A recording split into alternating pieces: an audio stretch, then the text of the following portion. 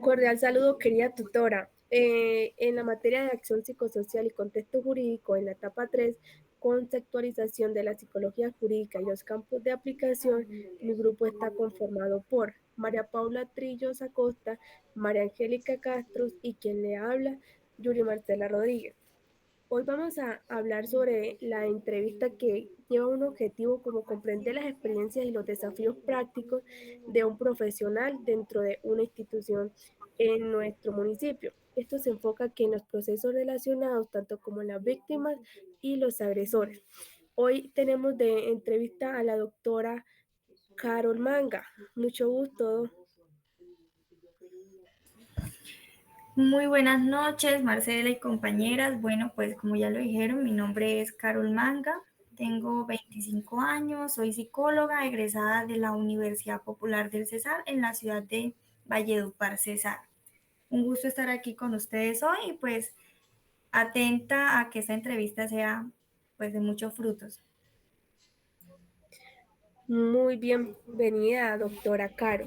Doctora Carol, esto es un proceso de unas preguntas que van por sesiones. Son cinco sesiones en las cuales se deriven de 4 preguntas que es muy afortunada conocer su respuesta a cada una de esas preguntas sobre una reflexión crítica que usted nos puede abordar a nuestros temas. La primera pregunta del tema es, vamos a la primera sesión, que es la experiencia profesional que usted ha tenido.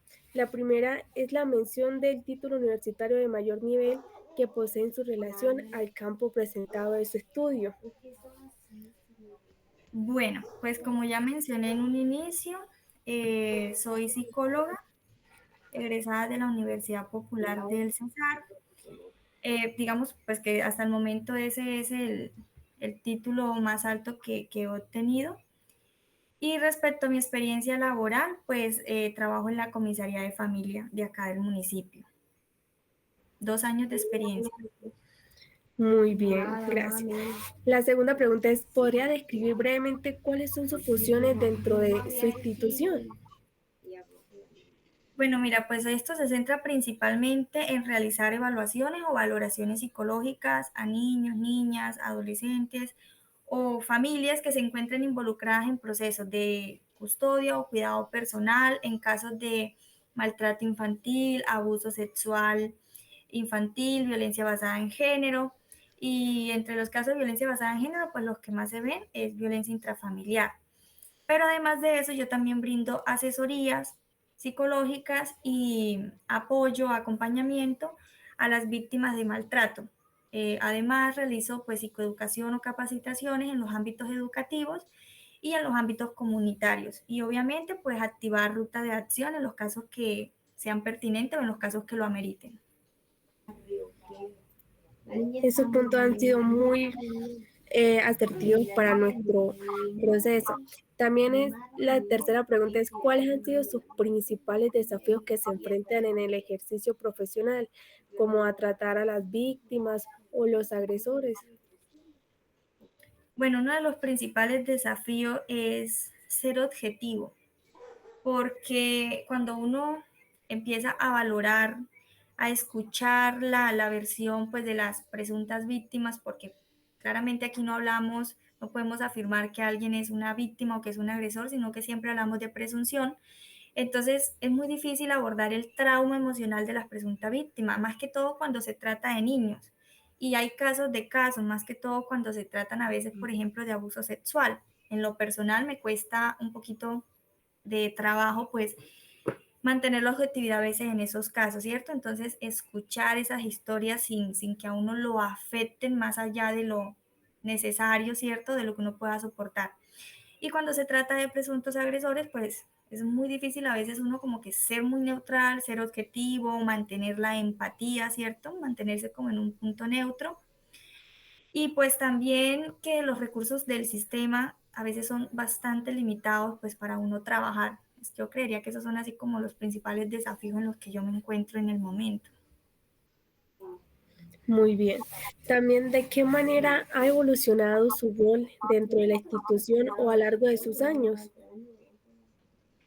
Pues como les decía al principio, uno cree que solamente es como que centrarse en la evaluación o en la valoración psicológica, pero va más allá. O sea, no es como que solamente llegar a abordar un problema que ya está, sino trabajar también en lo que es la prevención de ese problema, ¿cierto? Entonces, me he involucrado más en llevar la información pues a las poblaciones o a las zonas que han sido como que más rezagadas o más olvidadas, con el objetivo de reducir el desconocimiento que las personas tienen acerca de la ley y de sus mismos derechos y ofrecerles alternativas de ayuda, o sea, darles a conocer de que hay entidades que pueden prestarle ayuda o que los pueden orientar o cobijar dependiendo del caso.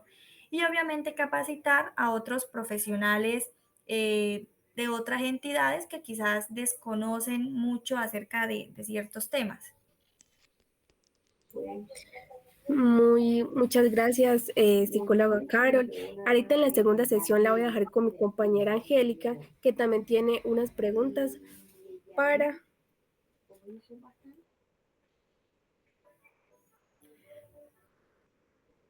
Bueno, en cuanto a la segunda sección, en los procesos con víctimas, doctora Caro, ¿cuáles son los procedimientos establecidos en su institución para brindar atención a las víctimas de delitos?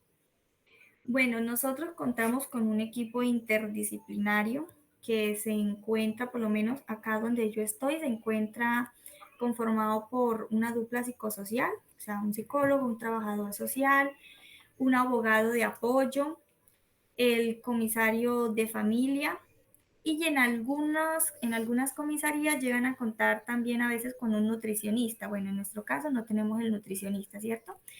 Nosotros lo que hacemos pues es ofrecer intervención inmediata, brindar primeros auxilios psicológicos si se requiere, hacer las valoraciones psicosociales, brindar la asistencia legal y obviamente conectar, articular con los servicios que se requieran pertinentes, ¿cierto?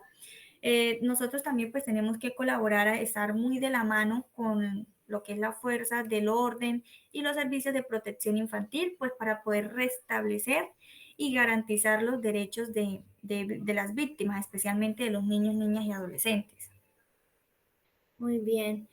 ¿Cuáles considera que son los principales obstáculos que encuentra al trabajar con víctimas en términos emocionales, legales y sociales?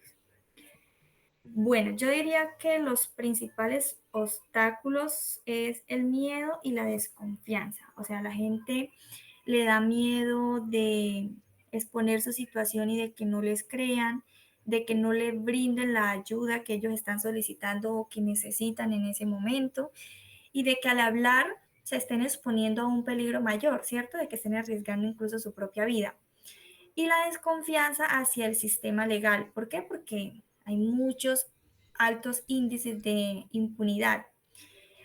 Bueno, por el lado social, pues pasa de que vivimos en, ¿cómo lo diría? En un momento de que hay mucha estigmatización. Entonces, a pesar de que las personas son víctimas, ¿cierto?, de un delito, están pasando un momento difícil, los llegan a señalar, los llegan a juzgar, llegan a veces incluso a culparlos de lo sucedido, los aíslan y pues básicamente ellos se encuentran sin una red de apoyo. Yo diría pues que eso. Bueno, en la siguiente pregunta, ¿qué estrategia implementa para garantizar que las víctimas reciban acompañamiento integral y efectivo? Bueno, desde mi rol yo creo que lo principal es brindar la escucha activa a la persona, ¿cierto? Ofrecer un entorno de confianza donde la persona que está ahí pueda hablar libremente de cualquier cosa que le esté sucediendo sin sentir de que uno lo está juzgando o que lo está señalando, ¿verdad? Ya después de eso, pues es activar la ruta de acción, conectar con las entidades competentes, tomar las decisiones que se tengan que tomar, pues que esas decisiones ya las toma, por ejemplo, el comisario de familia. Y, o sea, en general es garantizar de que a la víctima no se le continúen vulnerando sus derechos, ¿cierto? Que se le puedan restablecer los derechos que hayan sido vulnerados y pues que tengan un acceso garante a la justicia. En su opinión, ¿cuáles serían las principales áreas que se deben mejorar en la atención y protección de víctimas dentro de su institución? Pues como ya mencioné en un punto anterior, los recursos suelen ser bastante limitados y cuando hablamos de recursos no solamente de pronto a temas como por ejemplo de juguetes, de implementos que uno necesita para poder trabajar, sino también incluso que, o sea, que se les pueda brindar a las víctimas un apoyo terapéutico a largo plazo, porque como ya yo les mencionaba, nosotros no brindamos pues procesos terapéuticos, ¿cierto? Entonces hay que mejorar también la coordinación que hay entre las diferentes entidades. ¿Para qué? Para evitar la revictimización, porque eso es algo que suele suceder mucho, de que la víctima ya ha contado su historia, digamos, con la dupla psicosocial de la comisaría, y luego cuando se conecta con las otras entidades le toca contar 2, 3, 4 veces lo mismo y ahí estamos cayendo en una revictimización. Siento que eso hay que buscar la forma de mejorarse, de evitar que pase. Obviamente que la atención que se brinda sea de calidad, que no hayan barreras al momento de acceder a los derechos y aumentar la concientización en las personas, en la comunidad sobre el problema que es la violencia, el problema que es el abuso, de que nosotros como sociedad, como comunidad podamos ser una red de apoyo fuerte, sólida para las personas que en algún momento son víctimas, ¿cierto? Y que nosotros podamos darle voz a aquellas personas que no la tienen.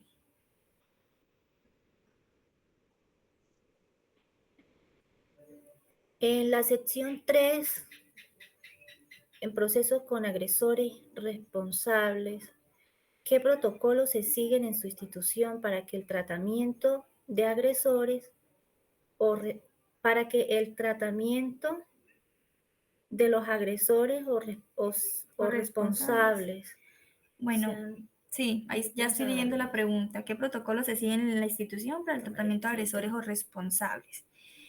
Bueno, hay que aclarar algo y es que desde las comisarías de familia nosotros no trabajamos con los presuntos agresores.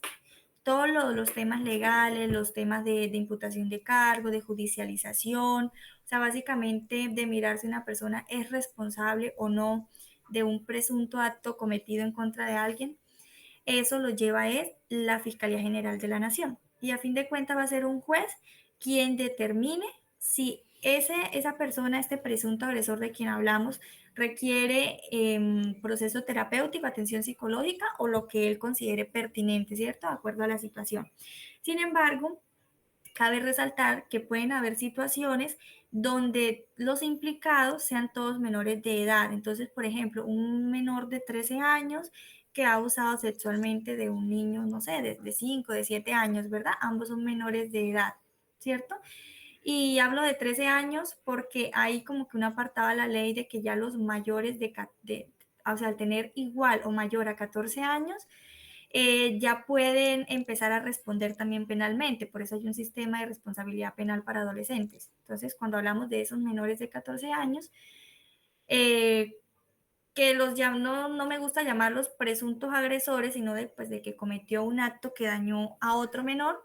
En ese caso, por la edad que tiene, hay que iniciar un proceso administrativo de restablecimiento de derechos. Se le llama PAR, tanto para la presunta víctima, ¿cierto? Para el presunto niño afectado, como para el niño que presuntamente que causó el daño, ¿cierto? Así es como nosotros pues los trabajaríamos.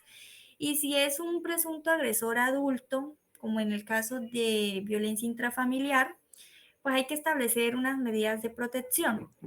Una de esas medidas puede ser, por ejemplo, desalojar al presunto agresor de la vivienda que comparte con la presunta víctima. Entonces, como que la forma en la que nosotros más o menos trabajamos con ellos, porque decir que le hacemos proceso terapéutico, que trabajamos planes de rehabilitación o algo, eso no se hace desde la comisaría de familia. Nuestro enfoque más que todo es en las víctimas. bueno. En su experiencia, ¿cómo se equilibra el cumplimiento de la ley y la rehabilitación de los agresores? ¿Cómo se equilibra el cumplimiento de la ley y la rehabilitación de los agresores? Bueno, pues como ya yo les mencionaba, nosotros no nos centramos en los presuntos agresores, a menos que sea, pues ya yo les dije, hablando de un menor de edad, y sería básicamente para restablecer también los derechos de ese menor de edad. Sin embargo, a nivel estatal, a nivel del Estado, ¿cierto? Yo diría que el Estado tiene una responsabilidad de proteger no solamente a las víctimas, sino de rehabilitar también a esos agresores. ¿Para qué? Pues para prevenir que la violencia siga dando continuidad en un futuro, ¿cierto? De que estos actos violentos se sigan replicando, se sigan manteniendo con el tiempo. Entonces creo que el trabajo se centra en generar conciencia en los agresores acerca de los actos que cometieron, del alcance que tuvieron esos actos, ¿cierto? Del daño que llegaron a ocasionar en la sociedad y proporcionarles las herramientas que ellos requieren, pues, para poder modificar ese comportamiento, digamos, pues, dañino, ¿cierto? Y poder reintegrarse de forma efectiva nuevamente a la sociedad. Bueno, muy bien. La siguiente pregunta sería, ¿qué desafíos éticos o profesionales ha enfrentado cuando trata con agresores o personas responsables de delitos? Bueno, yo también les decía en un inicio que uno de los desafíos siempre es mantener la objetividad. O sea, uno no se puede dejar sesgar por las emociones o por las creencias que uno tiene como persona, ¿cierto? Las creencias propias.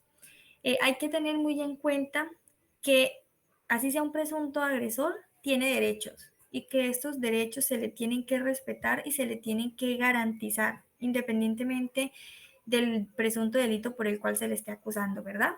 Entonces hay que ser muy objetivo. Uno si va a trabajar con o va a valorar a un presunto agresor, no puede uno dar un mal diagnóstico estando uno sesgado por esas emociones de pronto fuertes del momento, por esas creencias que yo tengo y llegar a afectar negativamente a la persona en un proceso judicial. ¿Qué herramientas o estrategias considera más eficaces para trabajar con este grupo dentro de su institución? Pues bueno, yo diría que para trabajar con ellos me parece pues digamos muy bueno, muy buena opción. Para modificar comportamientos, ¿cierto? Para modificar conductas, yo diría que trabajar con la terapia cognitivo-conductual y la terapia de grupo. Pues ya se ha demostrado que en muchísimos casos, pues han llegado a ser muy eficaces. Entonces yo diría que trabajar con estas dos técnicas o con estos dos tipos de terapia sería pues como lo más recomendable, ¿cierto? Y obviamente, pues eso también varía de la situación. Hay que mirar cuál es el diagnóstico de esa persona, cuál es la situación en específico, si hay algún abuso de consumo de sustancias y pues siempre remitir con los profesionales indicados. Bueno, doctora Carol, muchas gracias. Le doy seguimiento a la siguiente compañera con la sección 4 y 5. En la sección 4 encontramos la colaboración interinstitucional y equipo de trabajo. La primera pregunta es, ¿cómo se coordina su institución con otras entidades judiciales o de bienestar social, como el ICBF, INPE, Procuraduría Policía, comisarías de familia, casas de justicia, etcétera, en los casos que involucran a víctimas y agresores? Bueno, yo digo que primero es importante esos espacios donde se pueden reunir los diferentes equipos interdisciplinarios o multidisciplinarios, ¿cierto? Para uno analizar casos, coordinar servicios, ¿cierto? Resolver dudas, cosas que a veces uno no sabe o qué caminos hay que tomar. Y yo considero importante uno siempre mantener contacto con las entidades que se requieren pues para activar ruta eficazmente. Al momento de activar ruta se suele hacer siempre por correo electrónico. Entonces, si yo, por ejemplo, de acá desde la comisaría voy a remitir a fiscalía, por ejemplo, pues se redacta todo el documento con la información que se va a requerir y se envía al correo, por ejemplo, de la fiscalía. Si el caso, pues toca direccionarse a la fiscalía. Entonces, para mí, ¿cómo se coordina esencialmente? Es eso, o sea, uno conociéndose, participando en todas estas reuniones, pero ya al momento de activar ruta, lo ideal es hacerlo pues por las plataformas más, digamos, más seguras o más cordiales sería la palabra, como es el correo electrónico. Ahí queda la trazabilidad de todo. La siguiente pregunta es, ¿qué aspectos considera que se podrían fortalecer en términos de colaboración interinstitucional para mejorar los procesos? Yo diría que la comunicación y la forma en cómo se coordina o se articula entre entidades o entre instituciones. A veces pasa, por experiencia propia ha llegado a suceder, de que un caso no se ha logrado manejar de forma eficiente, de forma eficaz, porque han habido inconvenientes en la comunicación. Entonces la persona como que empieza a dar vueltas de un lado para el otro, de aquí lo mandan para allá, de allá lo mandan para acá, y eso a fin de cuentas lo que termina afectando es a la persona y a su proceso, ¿cierto? Y volvemos al tema también de la revictimización. Y pues también sería bueno uno contar con protocolos o con programas de capacitación que quizás sean pues un poquito más estandarizados, pensaría yo. Ok. ¿Cómo es el trabajo en equipo dentro de su institución cuando se aborda un caso que involucra tanto a víctimas como a agresores? Bueno, uno debe tener en cuenta que a pesar de pronto las diferencias que uno pueda tener como personas en el equipo, uno está trabajando es por y para la comunidad. Así que el trabajo en equipo es esencial. Las diferencias se tienen que dejar de lado, se tienen que resolver y hay que trabajar siempre con unidad, ¿verdad? Con transparencia. Entonces nosotros nos apoyamos en la experiencia que cada profesional tiene en su área para poder brindar una atención integral. Nos comunicamos obviamente entre nosotros, compartimos la información que tenemos, resolvemos dudas. Entonces es como que eso, comunicarnos muy, o sea, comunicarnos todo el tiempo y hacerlo de una forma muy asertiva para trabajar de forma eficaz, porque al final el mal o el bien va a ser para la persona afectada que llegó en una primera instancia a buscar ayuda. ¿Qué importancia atribuye a la capacitación continua de los funcionarios en temas relacionados con la psicología jurídica y el tratamiento de víctimas agresores? Bueno, mira, yo creo que o sea, la formación continua es crucial. Uno no puede quedarse solamente como con lo que le enseñaron en la universidad cuando dio su pregrado y ya, porque, o sea, no. La psicología, al igual que otras áreas como la medicina, como la tecnología, bueno, como cualquier otra área, va avanzando, va evolucionando con el tiempo. Yo no me puedo quedar con lo que sabía hace 3 años, por ejemplo, porque es que esa información posiblemente ya ha cambiado, ha evolucionado, han salido nuevos estudios, nuevos resultados, nuevas estadísticas.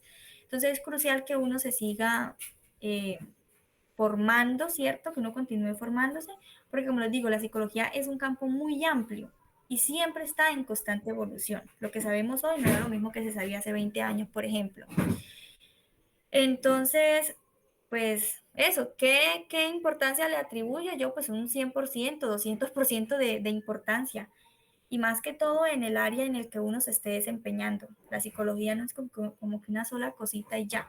Cada psicólogo decide desempeñarse en un área diferente y yo debo continuar formándome en esa área en la cual yo me estoy enfocando. No es como que yo diga, bueno, yo me voy a enfocar en el área social, voy a trabajar en lo social, ¿cierto? Esto es lo que me gusta, me apasiona. Y me voy, por ejemplo, a formar o especializar en organizacional. Eso no le aporta significativamente a lo que yo estoy trabajando en el momento. Entonces quería hacer ahí como que esa aclaración también. Y por último, tenemos la sección 5, que son reflexiones y recomendaciones. Desde su experiencia, ¿cuáles son los principales desafíos en el campo de la psicología o la psicología jurídica aplicada a su contexto profesional? Pues yo diría que los desafíos son varios.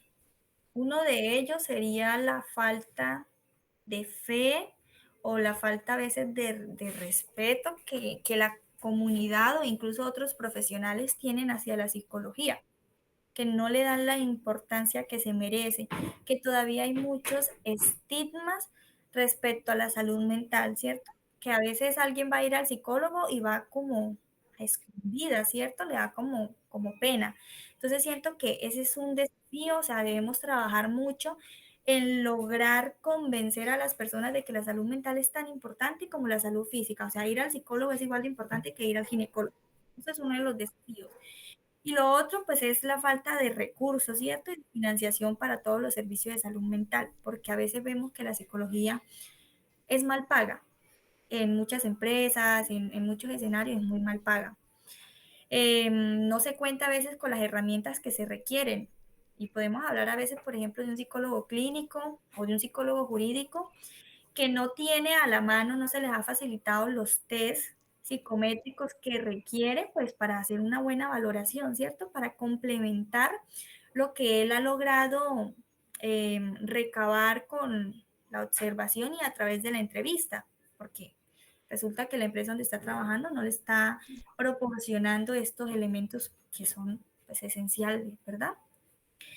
Y yo diría pues también a veces la falta de colaboración que hay entre entidades y las barreras administrativas a las que uno a veces se tiene que enfrentar. ¿Cómo ha considerado que ha impactado su trabajo en el bienestar y la rehabilitación de las personas con las que ha interactuado? Pues yo creo y pues yo trato de que mi trabajo siempre tenga un impacto positivo en la vida de las personas con las que yo me encuentro, ¿cierto? Con las que yo tengo contacto, brindándoles apoyo, escuchándolos activamente, activando la ruta eficazmente como se tiene que hacer, ¿verdad? Y acompañando a estas personas, o sea, brindándole ahí un acompañamiento cerquita, ¿cierto? Muy de la mano, para que ellos pues logren superar desafíos, obstáculos que se le presentan en la vida y pues que puedan afrontar sus procesos acompañados, no sintiéndose solos o abandonados a veces por la familia, por los amigos y a veces hasta por el mismo Estado. Entonces yo trato de eso, de que ellos siempre se sientan escuchados, apoyados y acompañados. Bueno, doctora Carol, muchísimas gracias. Con esta pregunta hemos dado por terminada su entrevista. Le agradecemos el tiempo que sacó para poder brindarnos este espacio y le agradecemos por sus respuestas y cada una de su colaboración. Con mucho gusto, siempre a la orden, cualquier cosa que requieran, las puertas están abiertas. La idea pues es compartir información, no es como que yo quedarme con lo que sé y ya, sino de poder llevar la información a otros profesionales como ustedes y a la comunidad en general. Entonces, cualquier cosa, yo siempre voy a estar a la disposición de ustedes. Gracias por tenerme en cuenta.